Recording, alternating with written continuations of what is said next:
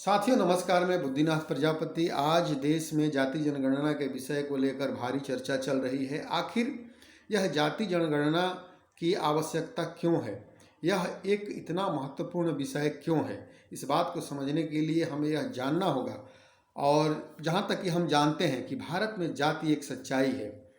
भारत में रहने वाला हर एक व्यक्ति किसी न किसी जाति से संबंधित है और इन जातियों के बीच असमानता है।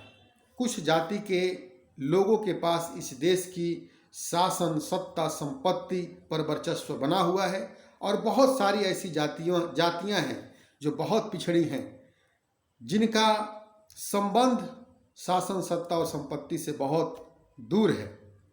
जब भारत का संविधान 1950 में लागू हुआ तो संविधान में यह बहुत जोर देकर कहा गया कि भारत में जातियों के बीच समानता लाई जाएगी और वह समानता लाने के लिए उसी संविधान में यह व्यवस्था की गई कि हमें जातियों के आंकड़े जुटाने होंगे और उन जातियों के आंकड़े के आधार पर जो पिछड़ी जातियां हैं, जो वंचित जातियां हैं, उन जातियों को आरक्षण देते हुए, शिक्षा में आरक्षण देते हुए, नौकरी में आरक्षण देते हुए, नौकरी में आगे बढ़ने के लिए आरक्षण देते हुए, राजनीति में आरक्षण देते हुए उनका विकास करना होगा।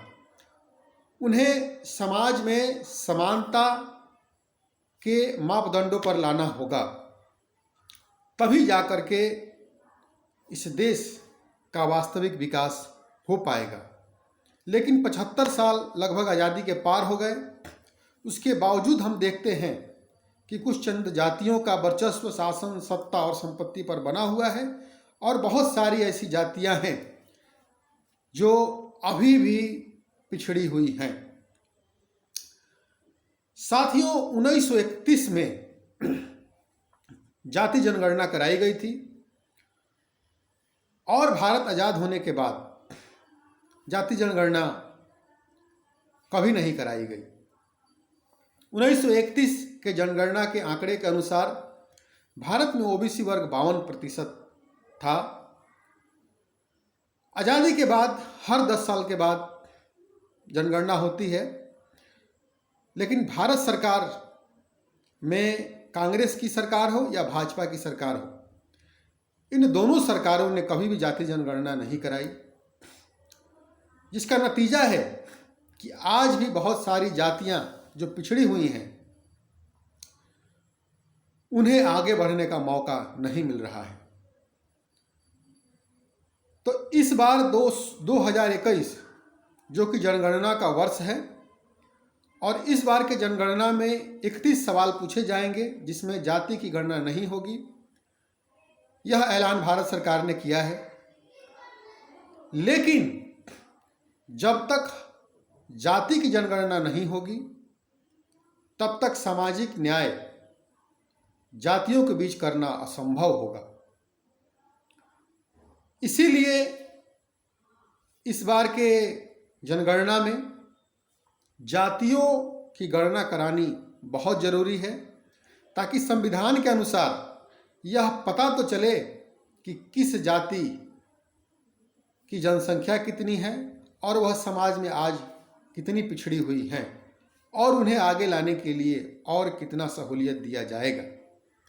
अगर एक बार जाति जनगणना करा करके और सिर्फ 10 वर्ष के लिए आरक्षण की व्यवस्था दे दी जाए तो जाहिर सी बात है कि 10 वर्ष के बाद आरक्षण देने की कोई ज़रूरत नहीं पड़ेगी, क्योंकि सामाजिक समानता इसी 10 वर्ष में आ जाएगी। लेकिन भारत सरकार में रही कांग्रेस और भाजपा दोनों यह नहीं चाहती है और इसीलिए आज इस बार जो जनगणना होने वाली है इसका महत्व जो पिछड़ी जातियों के लोग हैं, जो वंचित जातियों के लोग हैं, जो शोषित जातियों के लोग हैं, वो अच्छी तरीके से समझ रहे हैं कि हमारी गणना होने की ज़रूरत इस देश में क्यों है। जब तक हमारी गणना नहीं होगी, हमारे समाज के लोगों की जनसंख्या नहीं पता चलेगी और हम कितने पिछड़े हुए हैं यह हमें पता नहीं चलेगा, तब तक हम संविधान के अनुसार सुप्रीम कोर्ट में या सरकार पर दबाव ही नहीं डाल पाएंगे कि हमें इतना आरक्षण चाहिए। 10% आरक्षण ईडब्ल्यूएस के लिए लागू कर दिया गया, लेकिन ईडब्ल्यूएस की जनसंख्या कितनी है सरकार के पास आंकड़ा नहीं है।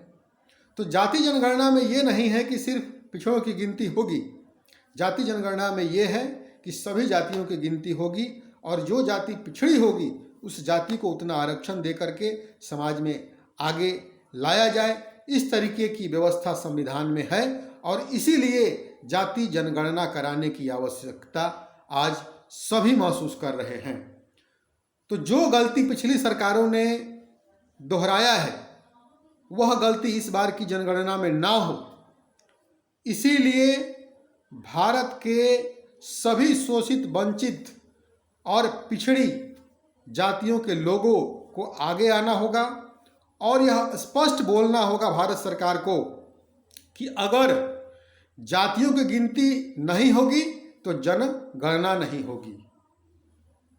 जब तक जातियों की जनगणना सुनिश्चित नहीं करती भारत सरकार, तब तक हम जनगणना ही नहीं कराएंगे।